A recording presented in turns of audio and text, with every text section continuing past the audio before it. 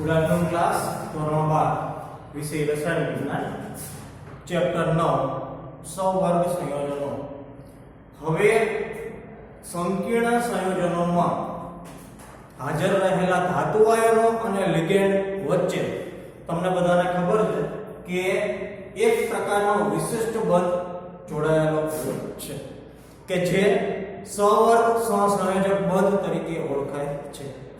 સહવર્ગ સહસંયોજક બંધની રચના કેવી રીતે થાય ઈ મેં તમને જ્યારે ચેપ્ટરની શરૂઆત કરી ત્યારે ધાતુ આયન અને લિગેન્ડ વચ્ચે એક પ્રકારનો જે બંધ રચાય તેની સમજૂતી આપેલી હતી। તમને બધાને ખબર છે કે લિગેન્ડ છે તે એક જાતનો લુઈસ બેઝ છે કે જેની પાસે અબંધકારક ઇલેક્ટ્રોન યુગ્મ રહેલું છે, જ્યારે ધાતુ આયન પાસે ખાલી કક્ષા હશે। તો હવે લિગેન્ડ પોતાની પાસે રહેલા અબંધકારક ઇલેક્ટ્રોન યુગ્મનું દાન કરી કોને? તો ધાતુ આયનને, અને બંને વચ્ચે એકમાં ધાતુ આયનની કક્ષા અને લિગેન્ડ પાસે રહેલા બે ઇલેક્ટ્રોન તે બંને એકબીજા સાથે ભાગીદારી કરી અને સહવર્ગ સહસંયોજક બંધની રચના કરશે અને વિવિધ પ્રકારના જે સંકીર્ણ સંયોજનો છે તે બનાવશે। હવે આ સંકીર્ણ સંયોજનોની જો ભૌમિતિક રચનાની વાત કરવામાં આવે તો મેં તમને કીધેલું હતું કે 4 લિગેન્ડ હાજર હોય કે જેનો સર્વગાંક 4 હોય તો તેની અંદર તમને સમતલીય, સમચોરસ અને સમચતુષ્ફલકીય ભૌમિતિક આકાર ધરાવતા જે સંકીર્ણ સંયોજનો છે તે મળી શકે છે। અને ધારો કે કોઈ પણ ધાતુ આયન સાથે 6 લિગેન્ડ જોડાયેલા હોય તો તેનો સર્વગાંક 6 થશે અને 6 સર્વગાંક ધરાવતા સંકીર્ણ સંયોજનનો ભૌમિતિક આકાર અષ્ટફલકીય રચના જોવા મળશે। તો અત્યારે આપણે હવે સહવર્ગ સંયોજનમાં બંધન એટલે કે ધાતુ આયન અને લિગેન્ડ ની વચ્ચે જે કક્ષા અને ઇલેક્ટ્રોનની ભાગીદારી થાય છે તે હવે આપણે ઇલેક્ટ્રોન ની રચના દર્શાવીને સમજાવવાનું છે, બરાબર? કયા પ્રકારનું સંકરણ હાજર હોય તો આપણને સમચતુષ્ફલકીય જે ભૌમિતિક રચના છે તે મળે। એટલે કહેવાનો મીનિંગ શું છે? અત્યાર સુધી આપણે સર્વગાંક અને એનો ભૌમિતિક આકાર આ બે વસ્તુ જોઈ અને હવે તેની સાથે કયા પ્રકારનું સંકરણ હાજર હશે તે પણ જોવાનું છે, બરાબર? તો સૌપ્રથમ શરૂઆત કરીએ છીએ સહવર્ગ સંયોજનમાં બંધન। સહવર્ગ સંયોજનમાં બંધનની ખાસિયતનું વર્ણન કરનાર સૌપ્રથમ વર્નર હતા, પરંતુ તેમનો સિદ્ધાંત પાયાના ઉત્તરોનો પ્રશ્નોનો ઉત્તર આપી શક્યો નહીં। તેવા કયા પ્રશ્નો હતા કે જે વર્નરનો સિદ્ધાંત આપેલો છે પણ તેના જવાબ આપી શકેલા નહીં? તો પહેલું છે, શા માટે કેટલાક તત્વો સહવર્ગ સંયોજનો બનાવવા માટેનો નોંધપાત્ર ગુણધર્મ ધરાવે છે, બરાબર? તો અત્યારે તો આપણને ખબર છે કે અબંધકારક ઇલેક્ટ્રોન યુગ્મ હોય ને જો સામે ખાલી કક્ષા હોય તો બંને વચ્ચે આ પ્રકારનો વિશિષ્ટ સહસંયોજક બંધ રચાઈ શકે, પરંતુ જ્યારે વર્નરે આની શોધ કરેલી હતી ત્યારે આ પ્રશ્નનો જવાબ તેની પાસે નહોતો। નંબર 2, સહવર્ગ સંયોજનોમાં બંધન શા માટે દિશાકીય ગુણધર્મ ધરાવે છે? અને ત્રીજું કે સહવર્ગ સંયોજનો લાક્ષણિક, ચુંબકીય અને પ્રકાશીય ગુણધર્મ ધરાવે છે, બરાબર? આપણે પ્રકાશીય સંઘટકતામાં ઓલરેડી પ્રકાશીય ગુણધર્મોનો વાત કરી લીધી કે જેમાં પોલારીમીટર નામના સાધનની મદદથી આપાત કિરણનું જે વિચલન છે પોતાની દિશામાંથી કે જેને વક્રીભૂત કિરણ કહેવામાં આવે છે, જો એ જમણી બાજુ અથવા ડાબી બાજુ થાય તો એને દક્ષિણ ભ્રમણીય અથવા વામ ભ્રમણીય, બસ એ જ વસ્તુ પ્રકાશનો ગુણધર્મ છે। અને સાથે ચુંબકીય ગુણધર્મ પણ છે કે જેમાં ચુંબકીય વેગમાન, બરાબર? ચુંબકીય વેગમાન શોધવા માટેનું સૂત્ર મ્યુ અને એનો SI એકમ બોહર મેગ્નેટોન કે જે આપણે ઓલરેડી ચુંબકીય ગુણધર્મના ફેરફાર જ્યારે સમજ્યા હતા ત્યારે સમજી લીધું હતો। હવે સહવર્ગ સંયોજનોના બંધનના સ્વભાવ સમજવા માટે કેટલાક અભિગમ રજૂ થયેલા છે। વર્નરની જે લિમિટેશન હતી તે લિમિટેશનને સમજવા માટે પછીથી નવા સંશોધન થતા ગયા એમ સંયોજકતા બંધન સિદ્ધાંત, સ્ફટિક ક્ષેત્ર સિદ્ધાંત, લિગેન્ડ ક્ષેત્ર સિદ્ધાંત, આણ્વિક કક્ષક સિદ્ધાંત છે તેનો આપણે ઉપયોગ કરશું. હવે આપણે સંયોજકતા બંધન સિદ્ધાંત છે તે અત્યારે આપણે સમજવાનો છે, બરોબર. તો હવે સંયોજકતા બંધન સિદ્ધાંત કે જેની મદદથી ધાતુ આયન અને લિગેન્ડ વચ્ચે કેવી રીતે સહવર્ગ સહસંયોજક બંધની રચના થઈ અને સંકરણ બને છે અને ભૌમિતિક આકાર રચાય છે તેની ટોટલી સમજૂતી તમને સંયોજકતા બંધન સિદ્ધાંતની અંદર મળશે, બરાબર. તો એના માટે એક ઉદાહરણ અહીંયા આપેલું છે. સૌથી પહેલા શું કહેવા માંગે છે સમજી લઈએ.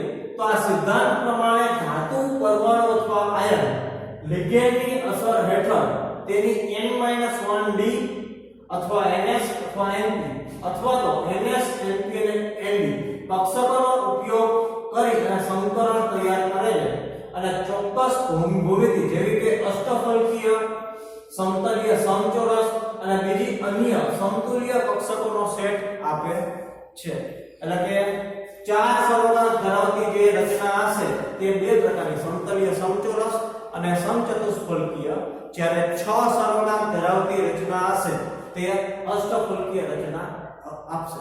પણ તેની સાથે કયા પ્રકારનું સંકરણ જોડાયેલું છે તેનો અભ્યાસ હવે આપણે કરવાનો છે. તો આ સંકૃત કક્ષકો બંધન માટે ઇલેક્ટ્રોન યુગ્મનું દાન કરતી લિગેન્ડની કક્ષકો સાથે સંમિશ્રિત થાય છે. મેં તમને હજી કીધું હતું કે જ્યારે પણ સહવર્ગ સહસંયોજક બંધ રચાય તો એમાં ધાતુ આયન હોય છે એની પાસે ખાલી કક્ષા હોય છે, જ્યારે લિગેન્ડ પાસે અબંધકારક ઇલેક્ટ્રોન યુગ્મ હોય છે. એટલે અબંધકારક ઇલેક્ટ્રોન યુગ્મના બે ઇલેક્ટ્રોન જે ખાલી રહેલી કક્ષા છે તેમાં ગોઠવાઈ જશે અને એક દિશાકીય બંધ રચાશે જેને આપણે સહવર્ગ સહસંયોજક બંધ કહીશું. હવે આટલી ટોટલ 5 પ્રકારની રચના છે જોવાની છે. એમાં પહેલું આવે છે કે 4 સર્વનામ ધરાવતા હોય. હવે 4 સર્વનામ ધરાવતા હોય તો એના સંકરણનો પ્રકાર sp3 કે જે આપણે શેમાં જોયું હતું તો આલ્કેન, બરાબર. મિથેન, ઇથેન, પ્રોપેન એની અંદર sp3 પ્રકારનું સંકરણ હોય છે અને મિથેનનો આકાર કેવો તો સમચતુષ્ફલકીય. એટલે આ વસ્તુ ધ્યાનમાં રાખજો કે જ્યારે પણ 4 સર્વનામ ધરાવતી sp3 વાળું સંકરણ હોય તો એનું ભૌમિતિક બંધારણ સમચતુષ્ફલકીય હોઈ શકે. એના પછી આવે છે કે ધારો કે સર્વનામ 4 ધરાવતી રચના છે અને એનું જે બંધારણ છે dsp2 છે તો એનું ભૌમિતિક બંધારણ થશે સમતલીય સમચોરસ, બરાબર. પછી આવે છે 5 સર્વનામ ધરાવતી રચના તેની સાથે સંકરણ sp3d. ટોટલ કેટલી કક્ષા છે? s 3p અને d. ટોટલ 5 કક્ષા છે, બરાબર. એટલા માટે જે સર્વનામ છે એ 5 થયો છે. અહીંયા 4 કક્ષા છે અને અહીંયા પણ 4 કક્ષા છે કે જેની અંદર લિગેન્ડ દ્વારા લીધેલા 4 ઇલેક્ટ્રોન યુગ્મ ગોઠવાશે, બરાબર. ઓકે. તો 5 સર્વનામ ધરાવતી જે સંકરણ રચના છે એ sp3d અને એની અંદર ત્રિકોણીય દ્વિપિરામિડલ આવી રચના હોય છે કે જેની અંદર બે ઊંધા પ્રિઝમ એકબીજાને લગાડેલા હોય એવી રચના તમને જોવા મળશે. એના પછી 6 સર્વનામ ધરાવતી એની ચર્ચા થઈ ગઈ છે તો તે સંકરણ જોવાનું બાકી છે કે ધારો કે 6 સર્વનામ ધરાવતી સંકરણનો પ્રકાર છે sp3d2 અને અષ્ટફલકીય રચના મળશે, જ્યારે બીજામાં પણ 6 સર્વનામ છે d2sp3 અને એમાં પણ અષ્ટફલકીય રચના તમને જોવા મળશે. પણ હવે તમને એવો ક્વેશ્ચન છે કે સાહેબ કે અહીંયા 2 4 4 અને અહીંયા 2 6 6 સર્વનામ ધરાવતી રચના આપેલી છે તો ખબર કેવી રીતે પડે કે કયા સંકરણની કઈ ભૌમિતિક રચના આવે? તો એક વસ્તુ ધ્યાનમાં રાખજો કે પ્રબળ લિગેન્ડ જો હશે તો પ્રબળ લિગેન્ડની અંદર જે અયુગ્મિત ઇલેક્ટ્રોન હોય છે તેનું યુગ્મીકરણ થઈ જાય છે અને તે ચુંબક ચુંબકીય ગુણધર્મ કેવો થઈ જાય છે? પ્રતિચુંબકીય. કેમ કે એક પણ કક્ષકમાં અયુગ્મિત ઇલેક્ટ્રોન હાજર રહેતો નથી. અને જ્યારે પ્રબળ લિગેન્ડ આવેલા હોય સંકીર્ણ સંયોજનમાં ત્યારે ફરજિયાત 4 સર્વગાંઠ હોય તો એ તમારે એમ સમજવાનું કે તે sp3 સંકરણ ધરાવતું હશે. અને ધારો કે નિર્બળ લિગેન્ડ આવેલા હોય તો જે તે ધાતુ આયનની ઇલેક્ટ્રોનીય રચનામાં જે અયુગ્મિત ઇલેક્ટ્રોન હાજર હશે એનું યુગ્મીકરણ થતું નથી, તે એમને રહે છે. બહારથી આવેલા જે લિગેન્ડ છે તે અયુગ્મિત ઇલેક્ટ્રોનની પછીની જે કક્ષા હશે ત્યાંથી ભરાવાના ચાલુ થશે. બરાબર? એટલે ધ્યાનમાં રાખવાનું કે જો વીક લિગેન્ડ હોય પ્રબળ અને નિર્બળ, તો નિર્બળ લિગેન્ડની અંદર તમને DsP2 અને સર્વઘાત 4 હશે તો સમતલીય સમચોરસ રચના જોવા મળશે. એમાં અહીંયા પણ એવું છે કે ધારો કે 6 સર્વઘાત છે તો એમાં પ્રબળ લિગેન્ડ જો લાગેલો હશે તો sp3d2 રચના જોવા મળશે. કેમ કે પ્રબળ લિગેન્ડ લાગેલો હોય તો જેટલા પણ અયુગ્મિત ઇલેક્ટ્રોન હોય એનું યુગ્મીકરણ થવાનું ચાલુ થઈ જાય. એ શું કામ થઈ જશે? એની એક અસર હશે કે જે હવે આપણે ઉદાહરણ લઈને સમજાવશું. પરંતુ એટલું યાદ રાખવાનું કે પ્રબળ લિગેન્ડ જ્યારે ધાતુ આયન સાથે લાગે ત્યારે ધાતુ આયનમાં રહેલા અયુગ્મિત ઇલેક્ટ્રોનનું યુગ્મીકરણ થઈ જાય અને પછી તરત જ તે જે લિગેન્ડના ઇલેક્ટ્રોન છે તે આપેલી કક્ષામાં ગોઠવાઈ જાય અને 6 કક્ષા ગોઠવાય, 6 સર્વઘાત થાય, sp3d2 સંકરણ થાય અને એના લીધે આપણને અષ્ટફલકીય રચના જોવા મળે. અને ધારો કે વીક લિગેન્ડ હશે, નિર્બળ લિગેન્ડ લાગેલો હશે તો ધાતુ આયનની જે ઇલેક્ટ્રોનીય રચના હશે એમાં અયુગ્મિત ઇલેક્ટ્રોન પછીની જે ખાલી કક્ષા હશે ત્યાંથી લિગેન્ડના જે અબંધકારક ઇલેક્ટ્રોન છે તે ગોઠવવાના ચાલુ થશે.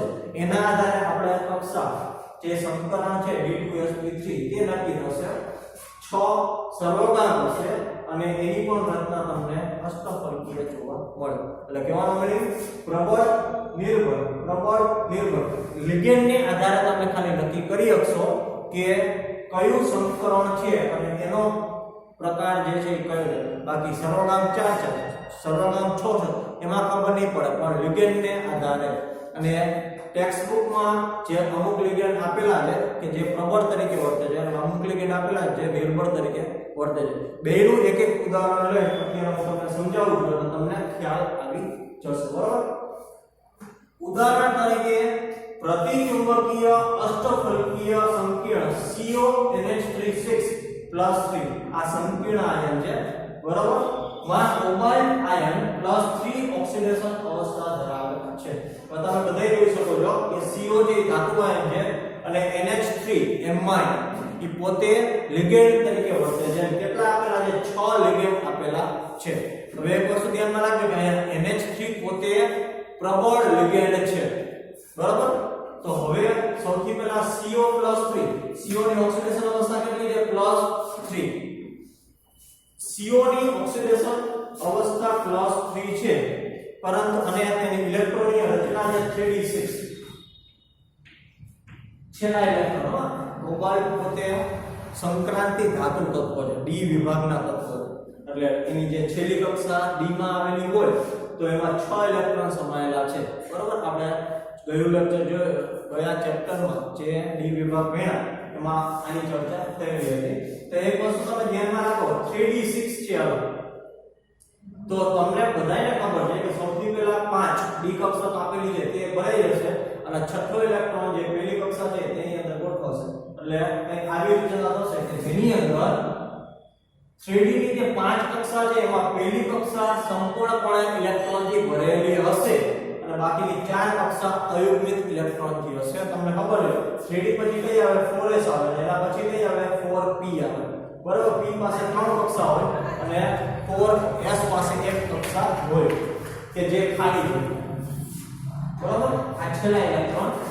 હવે ધારો કે NH3 તમને બધાને ખબર છે કે NH3 ની પાસે એની ઇલેક્ટ્રોનિક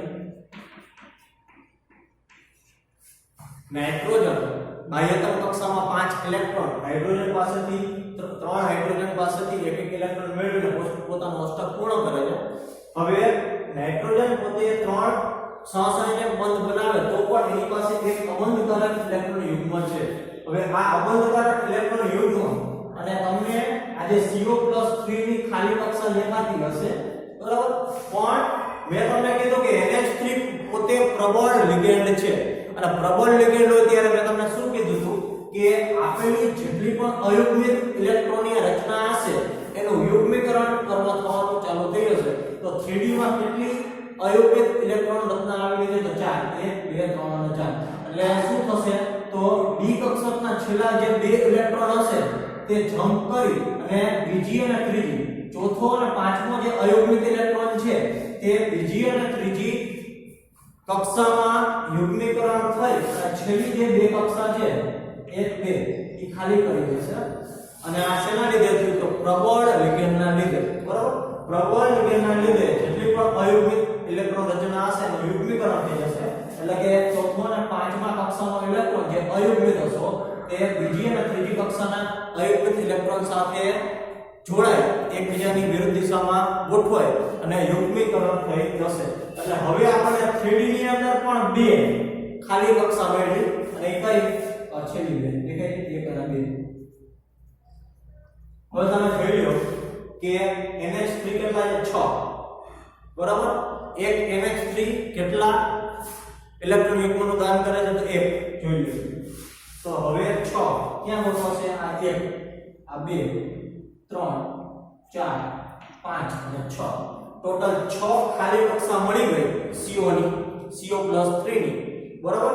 એટલે હવે અહીંયા બહારથી આવેલા જે NH3 નો અબંધકારક ઇલેક્ટ્રોન યુગ્મ છે ગોઠવાઈ ગયા. બીજો ગોઠવાનો, ત્રીજો ગોઠવાનો, ચોથો ગોઠવાનો, પાંચમો અને છઠ્ઠો.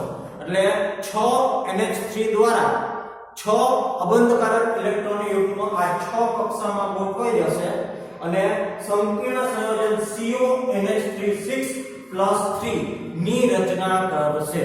આ થઈ ગયું સંકરણ. અને આના આધારે શું બને? સંવર સહસંયોજક રચના.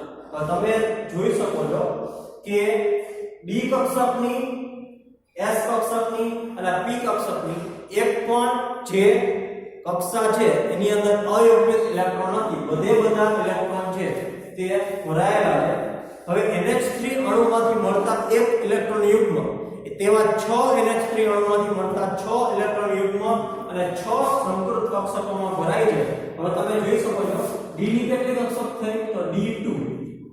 S ની કેટલી કક્ષક થઈ? તો S. અને P ની કેટલી કક્ષક થઈ? તો P3. તો થઈ ગયું D2sp3 સંકરણ. જોઈ લો, D2sp3 સંકરણ શેમાં આવ્યું? તો અષ્ટફલકીય રચનામાં આવ્યું, બરાબર? સંકીર્ણ અષ્ટફલકીય ભૂમિતિ ધરાવે છે કે જે પ્રતિચુંબકીય છે. હવે એક પણ અયુગ્મિત ઇલેક્ટ્રોન હાજર ન હોવાથી જે અહીંયા CONH3 જે સંકીર્ણ સંયોજનો હશે તે ચુંબકીય દ્રષ્ટિએ પ્રતિચુંબકીય હશે. કેમ કે કારણ કે તેમાં અયુગ્મિત ઇલેક્ટ્રોનની ગેરહાજરી છે. સંકરણમાં D કક્ષકોનો ઉપયોગ થયેલો છે માટે જે સંકીર્ણ CONH3 ને આંતરિક કક્ષક અથવા નીચું ભ્રમણ અથવા તો ભ્રમણ યુગ્મ સંકીર્ણ કહેવામાં આવે છે, બરાબર? હવે એનાથી વિરુદ્ધ ઊંચું ભ્રમણ ધરાવતી જે અવસ્થા છે એ જોવાનું છે. તો તમે અહીંયા જોઈ શકો છો કે હવે COF6 NH3 ની જગ્યાએ હવે ફ્લોરીન લીધેલું છે F- કે જે પોતે ઋણ લિગેન્ડ છે, બરાબર?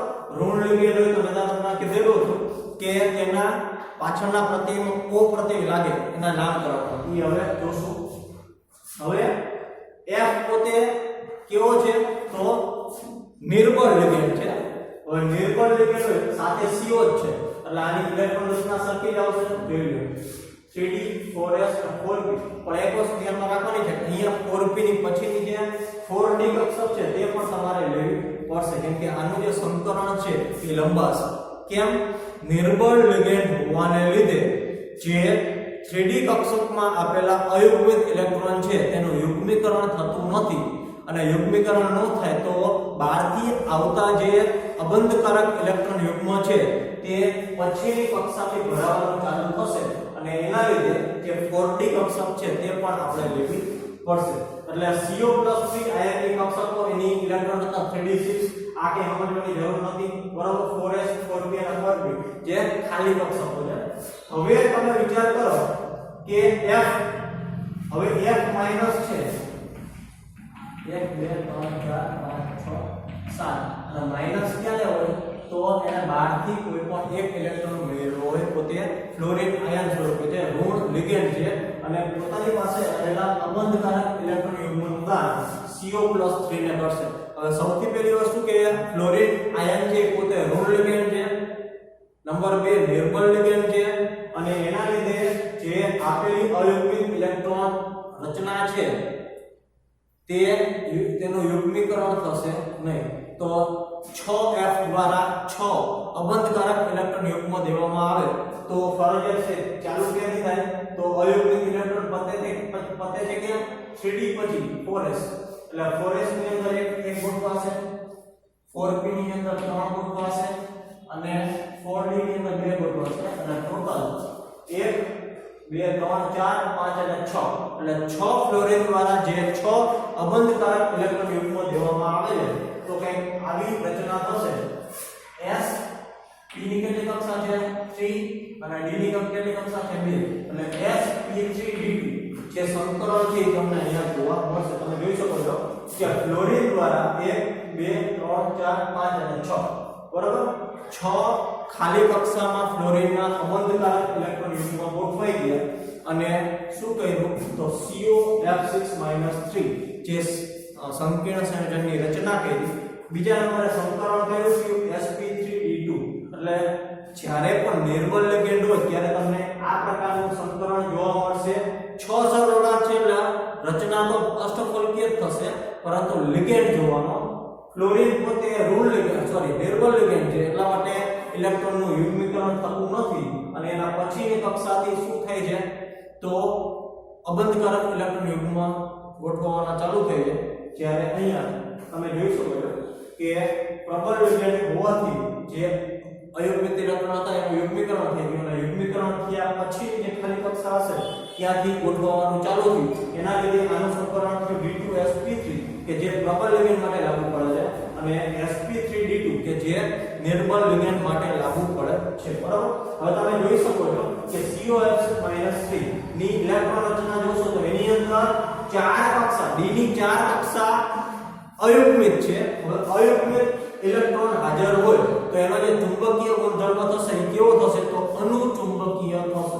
એટલે અનુચુંબકીય અષ્ટફલકીય સંકીર્ણ COF6-3 સંકરણમાં sp3d2 માં બાહ્ય કક્ષા 4d નો ઉપયોગ કરે છે અને તેથી તેની બાહ્ય કક્ષકીય ભ્રમણ કહેવામાં આવે છે. આંતરિક એટલે યુગ્મીકરણ કરીને અંદરની કક્ષાનો ઉપયોગ કરે તે અને બાહ્ય એટલે યુગ્મીકરણ ન થાય અને બહારથી આવતા અબંધકારક ઇલેક્ટ્રોન યુગ્મને સમાવવા માટે બહારની કક્ષાનો જો ઉપયોગ કરે તો તેને કહેવાય બાહ્ય કક્ષા અથવા ઊંચું ભ્રમણ ધરાવતી અવસ્થા બરાબર. તો હવે તમને મેટલ આયન ધાતુ આયન અને લિગેન્ડ વચ્ચે જે સંવર્ગ સહસંયોજક બંધ અને સંકરણ કેવી રીતે થાય છે ઇલેક્ટ્રોનીય રચનાને આધારે કેવી રીતે સંકરણ નક્કી કરી શકાય અને તેના આધારે ભૌમિતિક આકાર છે તે તો તમને ખબર જ છે. તો હવે પછી હજી 2 ઉદાહરણ બાકી છે તે હવે પછીના લેક્ચરમાં જોશું.